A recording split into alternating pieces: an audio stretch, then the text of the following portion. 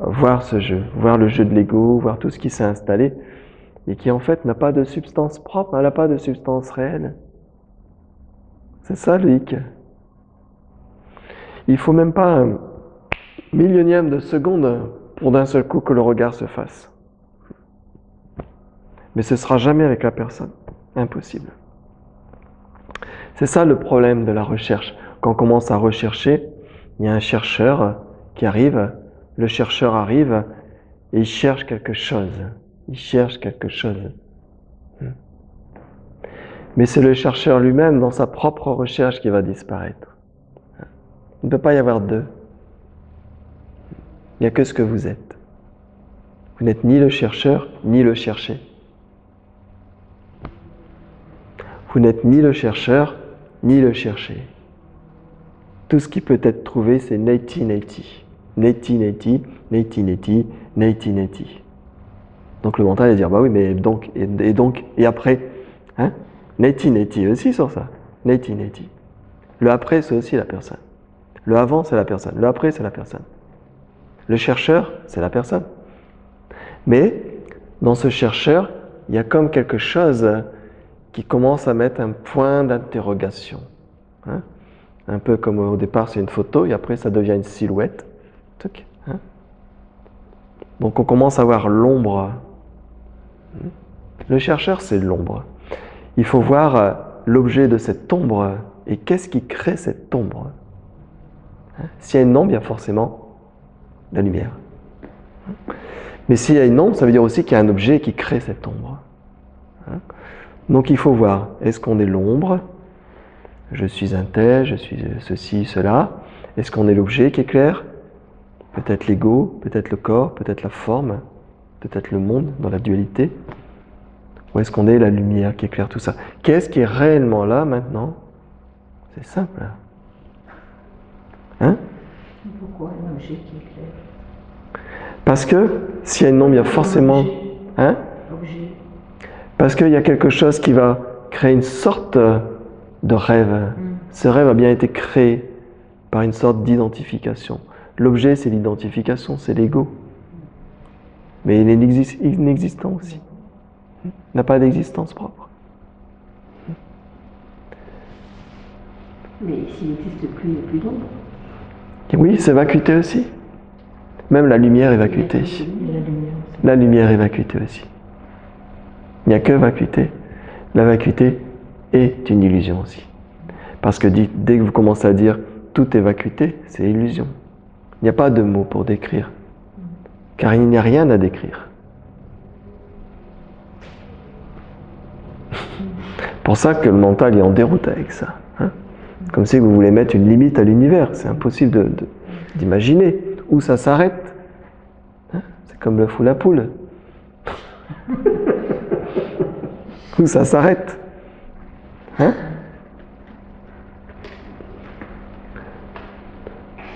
Donc à un moment donné, il faut que ça lâche. C'est l'abandon. C'est l'abandon.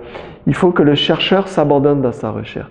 Dans cet abandon, il y a comme cet espace, hein, cet esprit, notre nature même, qui devient de plus en plus clair. De plus en plus clair. C'est une image, hein, mais c'est cette sensation-là. C'est de plus en plus clair, hein, de plus en plus clair. Tout ce qui est perçu est l'esprit même. Il n'y a pas de séparation avec rien. Tout est la manifestation maintenant. Toute manifestation, c'est l'esprit. Il n'y a pas deux. Hein? Donc on ne peut même pas séparer le rêve et la vacuité. Hein?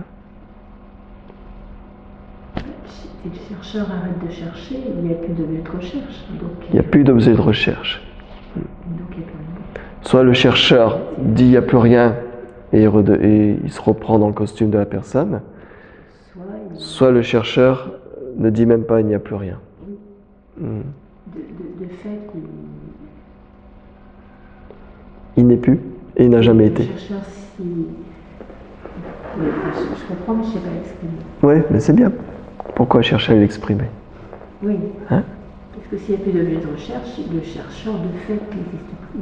N'existe pas. Il n'y a que ce qui est. Voilà. Il n'y a que ce qui est. Et que ce qui est. Est-ce que ça veut dire qu'on arrête notre vie de famille, Non, tout reste comme ça. Oui. Tout reste comme ça. Il n'y a pas de problème avec ça. On n'a pas de problème avec le rêve. On n'a pas de problème avec le chercheur. On n'a pas de problème avec l'ego. Il n'y a aucun problème avec les émotions. Il n'y a aucun problème avec les naissances et les deuils. C'est ça la différence. C'est pas s'en foutre de tout. C'est au contraire, ce tout est ce maintenant. Ce tout est ce maintenant. Hein? J'ai lu un proverbe il y a 2 jours, c'était pas mal. Souvent on entend que l'orage passe pour que ça aille mieux. Hein? Et après le proverbe c'est pourquoi ne pas profiter pour danser sous la pluie? Oui, d'attendre que l'orage passe. Quand est-ce que l'orage va passer? Hein? Mais peut-être on peut danser sous la pluie. J'ai trouvé ce proverbe sympa. Hein? Il exprime bien, encore une fois, cet instant. Maintenant. Hein? Faut que je salue? Plus de questions? Il n'en restera qu'un.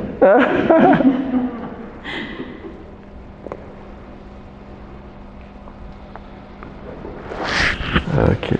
Donc dans le bouddhisme, pour aller vers ça, c'est la compassion envers les autres.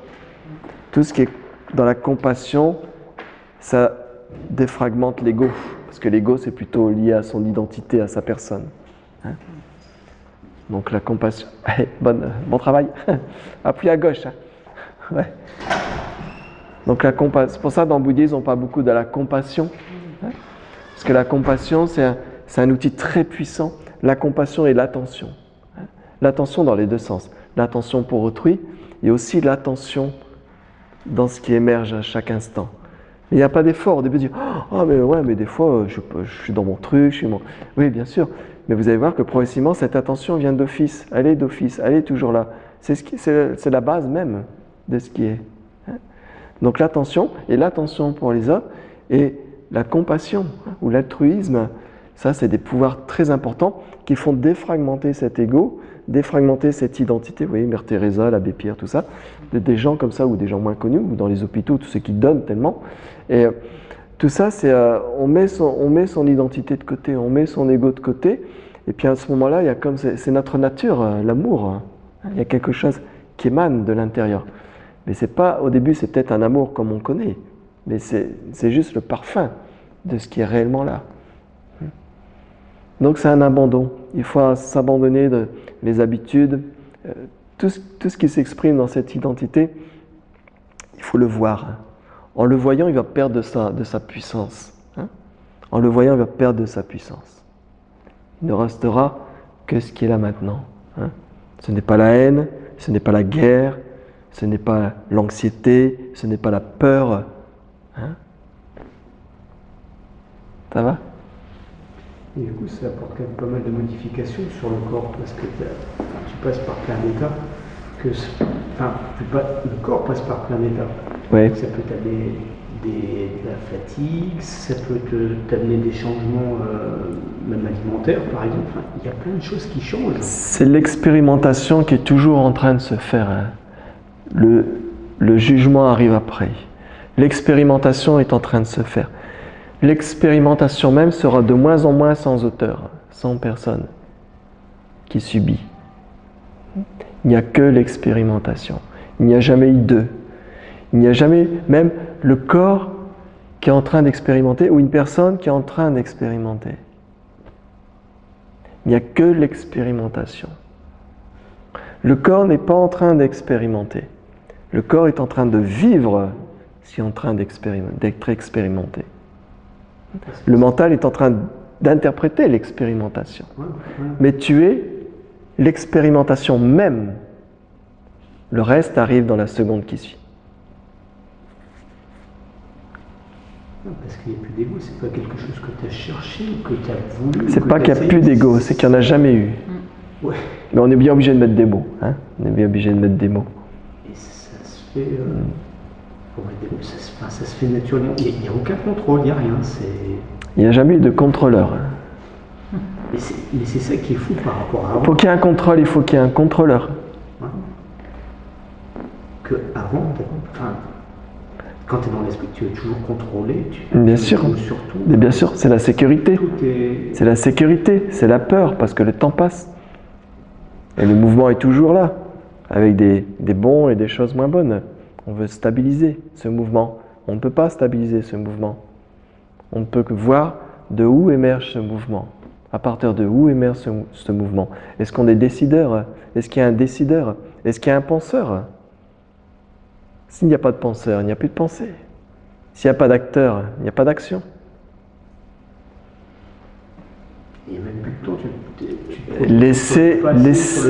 Laisser la vie se faire en tant que vie. Il faut laisser la vie se faire en tant que vie. Si vous mettez la main dans le feu en tant que vie, vous allez enlever la main. Si vous êtes malade, vous allez automatiquement soigner ce corps. Mais il n'y aura pas la pression, il n'y aura pas le... Là, on n'arrête pas de me dire « Ah Bruno, il faut aller voir pour ta gorge. » Mais... mais il n'y a pas de... Il n'y a pas d'inquiétude en fait. Ouais. Il n'y a pas de dire « Ah bah je m'en fous ». Il y a pas, les choses se font, elles se font.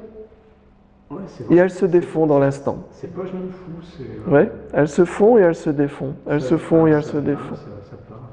C'est là, quoi. Elles se font, elles se défont. Ce mouvement même, c'est vacuité.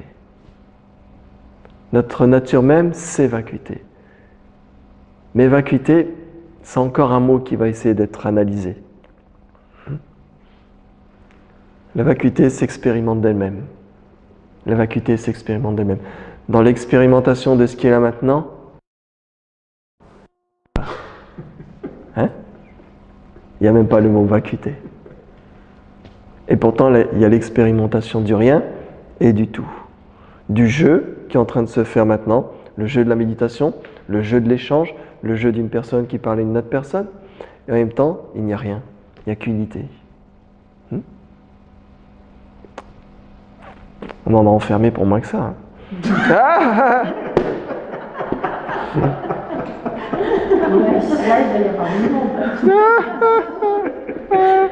on commencerait peut-être pas avec ça en septembre.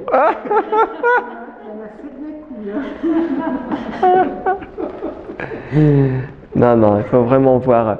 De toute façon, c'est le bonheur absolu. Quand la nature se retrouve, quand vous êtes simplement, vous voyez simplement ce qui est là maintenant, vous voyez que d'un seul coup, ça lâche complètement.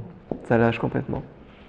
Il y a, bien sûr, les choses continuent d'arriver. Il ne faut pas penser non plus que la véritable, le jeu va changer. Hein, parce que les gens ils disent « Ah, je vais arriver à cet état-là », comme si c'était un état.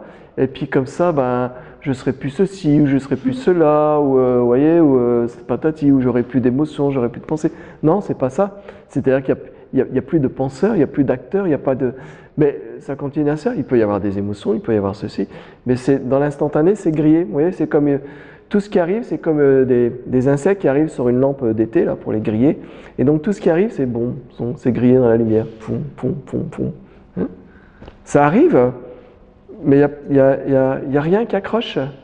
Mais ça nous rend plus tranquilles, plus sereins. Mais bien sûr, la personne est plus sereine. On est plus heureux parce qu'on dit bon, vacuité. Voilà. Après, ça, il y a, je ne sais plus comment il s'appelait, le lama là. Ça, c'était son mudra. Son mudra, c'était ça. Ça vient, je jette. Ça vient, je jette. Ça vient, je jette. Tout ce qui arrive, pam, ok.